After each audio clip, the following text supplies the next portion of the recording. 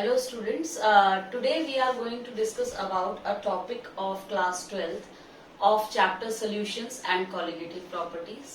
और इसमें जो colligative properties वाला topic है ये बहुत important है. So we are going to discuss about colligative properties today. ठीक है? And in this colligative properties we have to discuss one factor first, Van 't Hoff factor. But before starting that, we should know what do we mean by the term colligative properties. ठीक है? तो colligative properties are those properties which depends upon number of particles. ये depend करती है number of particles पे, and it does not depend upon the nature of the solute. Nature of the solute से इसका कोई रिलेशन नहीं होता. तो इस चीज को हम कैसे समझे? Let us take one example. एक छोटा सा एग्जांपल मैं आपको समझा देती हूँ. सपोज आपने 2 बीकर्स लिए हैं. ठीक है?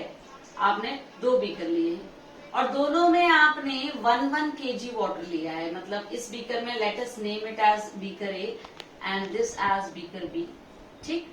And we have taken 1 kg water in both the beakers. Okay, solvent हमने जो लिया है वाटर लिया है और दोनों में 1 kg वाटर हमने ले रखा है. अब सपोज मैंने इस वाले फर्स्ट बीकर में which is named as A, इसमें मैंने 30 ग्राम यूरिया ऐड कर दिया. ओके, और इस वाले बीकर में मैंने 90 ग्राम ग्लूकोज ऐड कर दिया. We are making the solution, no doubt, but one solution is of urea, other one is of glucose. Now, अगर मैं इसके मोल्स निकालना चाहूं तो यूरिया का मोलर मास 60 होता है बेटा, तो ये हो जाएगा हाफ मोल्स और आप इसको 0.5 बोल सकते हो. और अगर आप ग्लूकोज के मोल्स निकालोगे तो it is again half moles.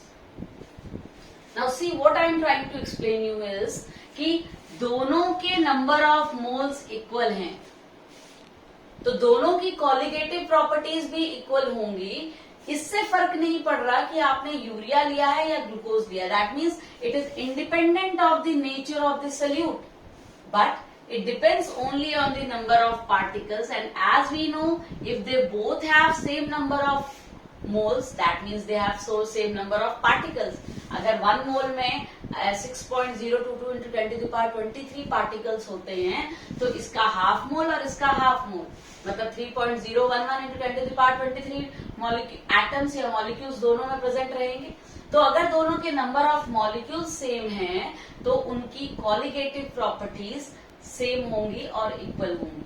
तो कॉलिगेटिव प्रॉपर्टीज जो हम लोगों ने पढ़नी है वो स्टार्ट करने से पहले कॉलिगेटिव प्रॉपर्टीज सिर्फ, अब मैं इसको सीपी लिखूंगी शॉर्ट में कॉलिगेटिव प्रॉपर्टीज को. कॉलिगेटिव प्रॉपर्टीज का कंसेप्ट एप्लीकेबल है सिर्फ डाइल्यूट सोल्यूशन के लिए. ठीक है? It is applicable only for dilute solution. This is the first point you have to keep in mind कि this concept is applicable only for dilute solutions. Okay, and the second thing is ये जो है non volatile solute के addition के time ही applicable होगा. Means the solute you are adding should be a non volatile solute.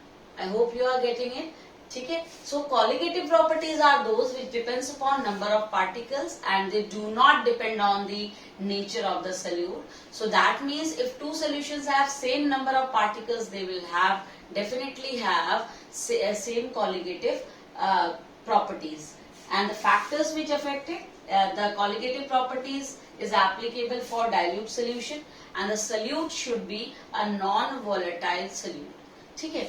तो इसमें हमने जो कॉलिगेटिव प्रॉपर्टीज डिस्कस करनी है वो 4 हैं. एक है relative lowering of vapour pressure and then is your elevation in boiling point, depression in freezing point and osmosis and osmotic pressure.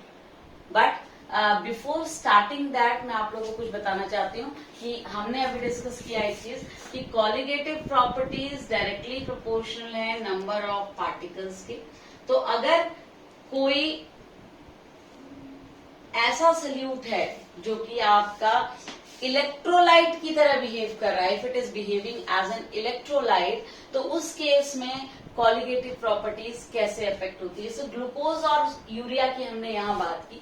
तो दोनों ही ऐसे हैं जो डिसोशिएट नहीं होते, ठीक है। तो इनके केस में दोनों की कॉलिगेटिव प्रॉपर्टीज सेम रहेंगी। तो ये पॉइंट ये बहुत इंपॉर्टेंट है, colligative properties are directly proportional to number of particles.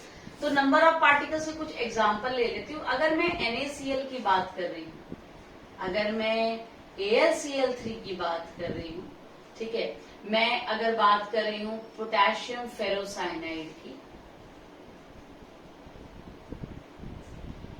I hope you are getting it. I am talking about CaCl2. अब ये सारे नॉन वोलेटाइल हैं, all are non volatile solute, but इनका एक नेचर है। इनका नेचर बेटा ये है कि जब ये डिसोशिएट होते हैं, मतलब when you make a solution of it, ये डिसोशिएट होके अपने रेस्पेक्टिव पार्टिकल्स में टूट जाते हैं। अगर मैं सिर्फ NaCl की बात कर रही हूँ तो NaCl डिसोशिएट होके Na+ और Cl- में टूट जाएगा। ये सुनो, तो आप सोच रहे थे कि भाई इसका नंबर ऑफ पार्टिकल 1 होगा, बट हुआ क्या, जैसे ही ये टूटा तो यहाँ नंबर ऑफ पार्टिकल्स प्रैक्टिकली कितने हो गए बेटा, 2 हो गए। तो NaCl के केस में नंबर ऑफ पार्टिकल्स आपके कितने हो जाते हैं, 2 हो जाते हैं। AlCl3 की मैं अगर बात करूं, ठीक है, तो ये डिसोशिएट होगा, it will form Al3+ + 3Cl-। अब इसके केस में नंबर ऑफ पार्टिकल्स कितने हो गए बेटा आपके, इसके केस में नंबर ऑफ पार्टिकल्स आपके 4 हो गए हैं। You can see number of particles 4। अगर मैं K4FeCN6 की बात करूं तो इसके केस में नंबर ऑफ पार्टिकल्स आपके 6 हो जाएंगे, सॉरी 5 हो जाएंगे। 4K प्लस FeCN6 4-, तो इसके नंबर ऑफ पार्टिकल्स आपके 5 हो गए। तो जितने ज्यादा नंबर ऑफ पार्टिकल्स होंगे, कॉलिगेटिव प्रॉपर्टीज उतनी ही ज्यादा होंगी। That is why I have written here colligative properties are directly proportional to number of particles, ठीक है। तो कॉलिगेटिव प्रॉपर्टीज डायरेक्टली प्रोपोर्शनल होती है नंबर ऑफ पार्टिकल्स के, लेकिन इनवर्सली प्रोपोर्शनल होती हैं मोलर मास की। यानी जितना ज्यादा मोलर मास होगा, कॉलिगेटिव प्रॉपर्टी उतनी कम होती चली जाएगी, और कॉलिगेटिव प्रॉपर्टी जितनी ज्यादा होगी आपका मोलर मास उतना कम होगा। That is a relation of inversely proportional. So colligative properties directly proportional होती है नंबर ऑफ पार्टिकल्स की। इसको समझने के लिए आई टेक फ्यू एग्जांपल्स, जैसे हमने NaCl का एग्जांपल लिया, AlCl3 और पोटेशियम फेरोसाइनाइड और कैल्शियम क्लोराइड। तो अगर मैं इनका डिसोसिएशन देखती हूँ NaCl का, तो ये डिसोशिएट होके 2 पार्टिकल्स बन जाते हैं। अगर आप डिसोसिएशन वाला बिहेवियर नहीं लोगे तो you will consider it as a 1 particle, but actually क्या हो रहा है, it is undergoing dissociation to produce 2 particle. Same thing is happening with AlCl3, ये डिसोशिएट होके टोटल 4 पार्टिकल्स बन रहे हैं, और पोटेशियम फेरोसाइनाइड में टोटल नंबर ऑफ पार्टिकल्स 5 है। और हमने कहा जितने ज्यादा नंबर ऑफ पार्टिकल्स होंगे, कॉलिगेटिव प्रॉपर्टी उतनी ही ज्यादा इंक्रीज होंगी। तो ये जो डिसोशिएशन का कंसेप्ट था, ये पहले पिक्चर में नहीं था, ठीक है। ऐसे ही 1-2 एग्जाम्पल हमारे सामने आए, जैसे if I take the example of benzoic acid, if I am talking about benzoic acid. Benzoic acid के केस में क्या देखने को मिला कि इसके पार्टिकल्स जो हो रहे हैं वो डाइमराइजेशन हो जा रहा है, मतलब पार्टिकल्स जुड़ जा रहे हैं, और 2 पार्टिकल्स जुड़ के एक बन जा रहा है। इसको कहते हैं बेटा एसोसिएशन। तो कुछ सल्यूट पार्टिकल्स ऐसे थे जो डिसोशिएट हो रहे थे, और कुछ सल्यूट पार्टिकल्स ऐसे थे जो एसोसिएट हो रहे थे। इसके बारे में इनिशियली कोई एक्सप्लेनेशन नहीं दिया गया था। तो van Hoff was the scientist जिन्होंने की एक्चुअली इस कंसेप्ट को एक्सप्लेन किया, एसोसिएशन और डिसोसिएशन ऑफ सल्यूट को, और उस फैक्टर को इंट्रोड्यूस किया कॉलिगेटिव प्रॉपर्टीज में, ताकि हम करेक्ट कॉलिगेटिव प्रॉपर्टीज और correct molar mass of the solute calculate कर सके। क्योंकि अगर मैं डिसोसिएशन की बात करती हूँ तो जो आपको मोलर मास मिलेगा वो डिवाइड होके मिलेगा, कम मिलेगा, क्योंकि पार्टिकल्स टूट रहे हैं। और मैं एसोसिएशन की बात करती हूँ तो 2 पार्टिकल्स जुड़ रहे हैं, तो जुड़ के वहां पे आपको मोलर मास आपका डबल हो जाएगा, जो कि प्रैक्टिकली जो है वो आपका वैल्यू अलग मिलेगी, और थियोरेटिकल वैल्यू जो आप निकालोगे that will be a different one. So in order to correct it, a factor Van't Hoff was introduced. So we are going to discuss about that factor, Van't Hoff factor. Okay, so let's start about Van't Hoff factor. What is Van't Hoff factor? Van't Hoff factor is represented by I. ठीक है, तो हम लोग discuss कर रहे हैं वैंट half factor. इसका representation बेटा हम आई से करेंगे और जितनी भी कॉलिगेटिव प्रॉपर्टीज होती हैं उनमें हम इनको क्या कर देते हैं, मल्टीप्लाई कर देंगे in order to get the correct molar mass of the solute. तो ये आई निकालने का क्या फॉर्मूला है? I is calculated by number of particles after dissociation और एसोसिएशन, क्योंकि मैं दोनों केसेस कंसिडर करूंगी तो I am going to tell you a general formula. Number of particles after dissociation और एसोसिएशन और number of particles before association और dissociation. मतलब टूटने के बाद कितने पार्टिकल्स हुए और टूटने से पहले कितने थे। ठीक है, तो अगर मैं फर्स्ट केस ले लेती हूं डिसोशिएशन का, I am taking the first case is of dissociation. ठीक है, डिसोशिएशन के केस में आई हमेशा ग्रेटर देन 1 रहेगा, क्योंकि नंबर ऑफ पार्टिकल्स आपको भी पता है इंक्रीज हो जाते हैं। If I take a simple example of NaCl का, let me explain you how you will get the formula. NaCl you can write it as Na plus aqueous plus Cl minus aqueous। ठीक है, तो initially इसके concentration C था, इन दोनों का 0 था। Eight a particular time अगर मैंने इसको C अल्फा ले लिया and this is also C alpha, तो ये आपका C माइनस C अल्फा हो जाएगा। ठीक है, तो ये बनेगा आपका C1 minus alpha C alpha and C alpha. Okay, so अब इस केस में अगर आपको van't Hoff total number of particles निकालने हैं after dissociation, total number of particles after dissociation. After dissociation क्या बचा है बेटा, आप बता सकते हो? What are the number of particles? ये है, ये सारे पार्टिकल बचे हैं, all these are the particles which are left after dissociation. तो आप इसको कैसे लिख सकते हो? C minus C alpha plus C alpha plus C alpha. तो एक C अल्फा तो कैंसिल हो जाएगा। So total number of particles क्या हो जाएंगे? C plus C alpha that is equal to C common निकाल लो तो 1 प्लस अल्फा बचेगा।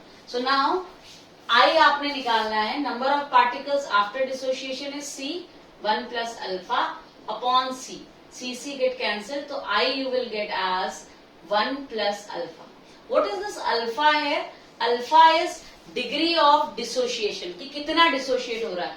स्ट्रॉन्ग इलेक्ट्रोलाइट्स का तो वैसे दिक्कत नहीं होता है, तो यूजुअली अंडरगो 100% डिसोशिएशन। तो अगर मैं यहाँ पे NaCl का केस ले लूं तो अल्फा की वैल्यू 1 हो जाएगी। अगर 100% कंप्लीट डिसोशिएशन होता है तो ये फॉर्मूला तो आपका ये बन जाएगा 1 plus 1 is equal to 2, and this is the reason I told you कि I is always greater than 1 in case of dissociation। तो डिसोशिएशन के केस में आपका I जो होता है वो हमेशा more than 1 होता है। तो ये इस तरीके से ये एक डेरिवेशन काइंड ऑफ था, जिससे आपको समझ में आ जाए कि हम I कैसे बेसिकली कैलकुलेट करते हैं।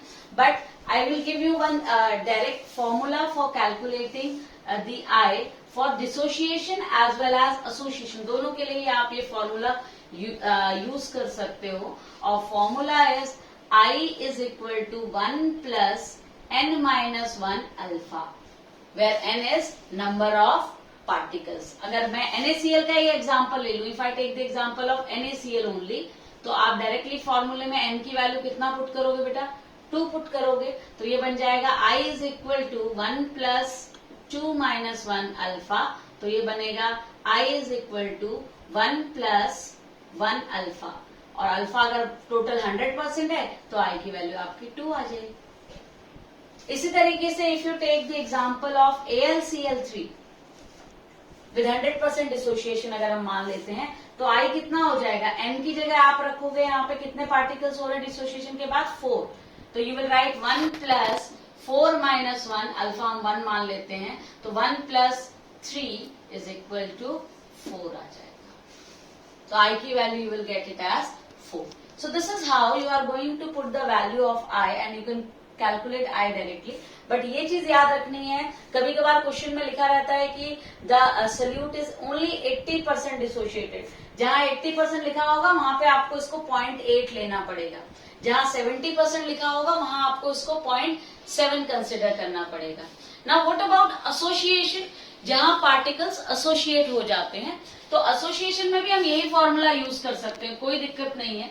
एसोसिएशन में नंबर ऑफ पार्टिकल्स डिक्रीज होंगे, ठीक है. तो नंबर ऑफ पार्टिकल्स डिक्रीज हो गए, तो जैसे अगर 2 पार्टिकल्स जुड़ गए तो वो हाफ हो जाएगा. तो आप एन की जगह, अगर मैं बेंजोइक एसिड का केस ले लेती हूँ,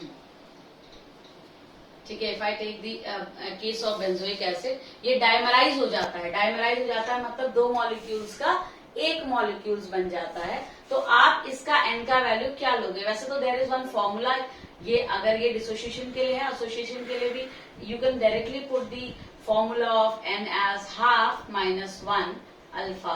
तो ये कितना बन जाएगा? ये बनेगा आपका minus half alpha. So you will, if it is 100% association होगा तो आपकी वैल्यू आ जाएगी 0.5. ठीक है. तो इस केस में I जो होगा वो ऑलवेज लेस देन 1 होगा. तो you can use this formula directly for association as well as dissociation. I hope it is clear to you. This is how you are going to calculate Van 't Hoff factor. But mind it, this Van 't Hoff factor is applicable only and only when is dissociation and association takes place. Otherwise, अगर association और dissociation नहीं हो रहा है, तो you need not to use this concept. But generally होता है, इसलिए Van 't Hoff factor we have to keep in mind. So I hope this concept is clear to you, everybody. Thank you so much.